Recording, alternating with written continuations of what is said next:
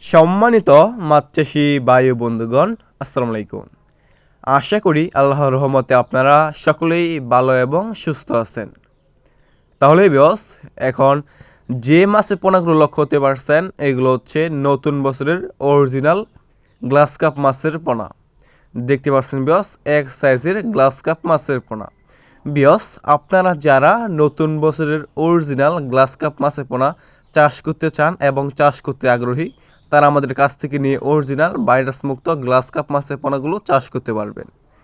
বিয়স, আমাদের এখানে বিভিন্ন সাইজের এবং যে কোনো লাইনেরই গ্লাস কাপ মাছের পোনা রয়েছে।